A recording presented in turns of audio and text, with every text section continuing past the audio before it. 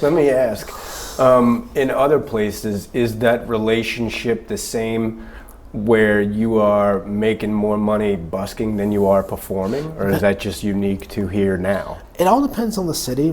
Like I used to always, when I was lived in cities, I lived in Chicago, I've lived in LA, I've done New York City.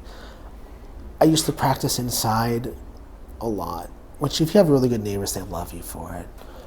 But I always started doing, every place that allows you to play outside and practice, I would. Because no matter what, you're going to make a few $100.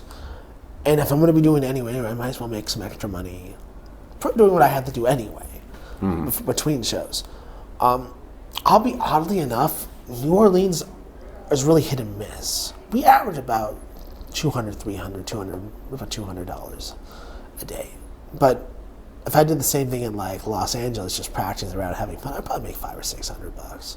Do you think that's directly related to the cost of living and wages? It's just income. People have disposable. New Orleans. Well, let's put it this way: people come here to get drunk, so they put all their money to get drunk. Sure. And some people come from the art, but that's usually in the daytime or the weekends. So they'll throw your money in. I get a lot of people who will clap for me. A lot of people that will take videos of me. Not always with money because they want to spend it on booze. Yeah. Which is fine. Yeah. I'm still making several hundred a day. That's not a problem. But locals don't have the money to do that. I've been lucky from locals. They'll maybe once in a while they'll throw a 10 in. But that's because they love us personally, but they can't afford to do that every day. Again, sure. This place doesn't pay for that. When you go into like Los Angeles, even the locals, they have money. If they really like it, drop a few $100s in there. Yeah. I've had that happen before. Some locals here will do that too, but like I said, especially in the summertime, it's slow like that. So I mean, right. Yeah, being a tourist town, it's seasonal. Yeah, and right now we're in the weird part, and we're still making good money even during the slowest part of the year. So I'm not complaining. Yeah. But what I'm trying to say is that you can do it anywhere that allows it. And even some places you're not technically allowed to do it. It all depends. And again, this goes to bias. I was in Chicago once, and I was after I lived there, and I was doing a show there. And I wanted to have fun, warm up my violin. I was on a train all day, and I'm like, well, my violin hasn't. I'm going to just play a couple of things in the subway. Well, this was was at Jackson, which subway stop is it? Because I usually have fun. And you're supposed to have a permit to do down there. But here's the funny part, and this is terrible. These two kids were just drumming down there. They had to be like late teens, early 20s, or maybe even just high schoolers having, just to get some extra money for the weekend. Please, as soon as they do it, come around, grab them, and say, pile out. We don't need that down here. And literally, I set up like 2 minutes after they're sent packing. Same police officers like, excuse me, I'm just here to practice. I just want to play. He's like, are you having your case open? I was like, no. I'm like, I just want to practice for my show, and I'm wearing a full suit. I look professional. Yeah. I'm following my thing. So that's your First Amendment right, no problem. And I'm like, okay, you just kicked out. It's not technicality. No, it's not a technicality because those kids didn't even have buckets open. I just look like someone who has money enough not to be bothered. Sure. And that's the thing. And it's terrible, but look like you're not worth the trouble, and people don't bother you with that. You sound good and amazing, people don't bother you. So it's another thing like that. It's weird. Rules are very, especially when it comes to stuff like that, are very situationally enforced. That's what I should say. Now, you had mentioned before we started that you were considering moving again. Y'all haven't been here too long. Present day, but you're considering moving again soon?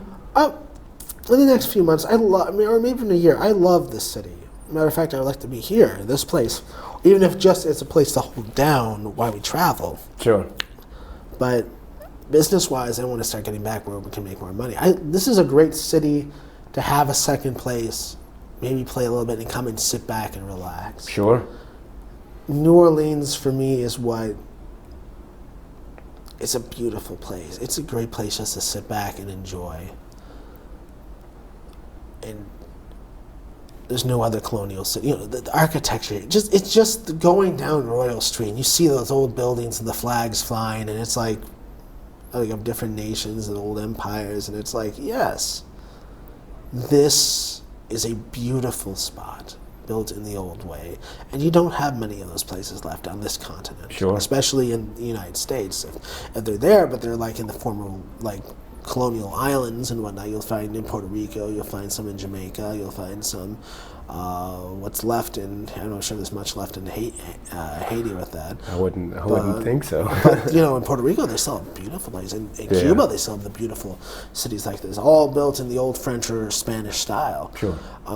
But in the United States proper, there's not, you know, continental United States, there's not many places like this left. And it's historically one of the most important parts of the country is overlooked. And I think this places should be more than just a place as a place to drink. Yeah. There is something magical to this city. And I think if people would, develop that, pay people more, maybe make things a little bit easier for the people here, I think we could really make this city would be amazing. Yeah. But instead, again, they want to make it the cheap and easy way. Just drink, and that's all they advertise out here. I think New Orleans, there's so much more to this city. There really is. I mean, you can drive an hour or two in any direction and completely change the scenery around you. Exactly. You know, the influence, the history, the scenery, all those things. Just not another city like this in this country. Yeah, I believe it, man. Repeat for them, please. You said you had an album coming out soon, and you've got a performance coming up. Yes, my third original album, Between Worlds, will be released on October 19th, at least a performance version. We're still trying to get everything set up for the actual digital release. Yeah. And that's going with the Maroney Opera House. Maroney Opera House. Mm-hmm. And this is not a solo. Oh, this is solo. Oh, this is solo? Yeah, this is my entire thing. It's a solo violin album. Okay. And one more note is I want to make to the people out here. One of the things I think for other musicians and stuff, especially in this, and other people who want to listen to this, I think one of the things that you have to invest yourself is more than just in the music. It's who you keep in your company. Uh-huh. And I've been lucky. I have a very wonderful fiance right now, and she's pulled me through so many decisions and so many ideas and so many things that for a lot of people would sink them. And I would recommend and I know this is a weird thing to put on a music review, but I just think that if you really want to get to a place and be solid, that find yourself a partner. Not even just, it has to be romantic. Find yourself someone that shares your beliefs. Sure. Because I'm going to tell you something. As someone who's done this for years by myself, and I used to do it all by myself, I've made so many things happen that in such a quick time and such change that I couldn't see myself doing a few years back again. Sure. Find people that believe in you. I think that's the most important part is being a musician. Yeah, man. Also, one last thing. You had just announced one of your more regular gigs. You have a residency somewhere. Maybe you could tell them where to come see you. You're sitting right here. This is 536 Royal Street. We're set to get the spot. This place is going to be turned into a small venue by the time we're done at it. Gotcha. This is a 300-year-old house, a Lyle Saxon house. It was owned by the poet and author Lyle Saxon from the 20s up to his death. This has been a gathering place for many poets, artists, musicians. Yeah. John Steinbeck, the artist, Grapes of Wrath, he was married in that courtyard that's sitting behind us. Awesome. The playwright Sinclair Lewis also wrote several plays here as well. This is a very magical place. Inspirational hotbed. And I wouldn't be anywhere else. This house has an energy to it that we just fully moved here a few days ago, but the whole feeling of this place is inviting. It's warmth. It's definitely haunted. If anyone believes in ghosts, I saw like someone paw out like the side of right there. No one was there when I looked around the corner.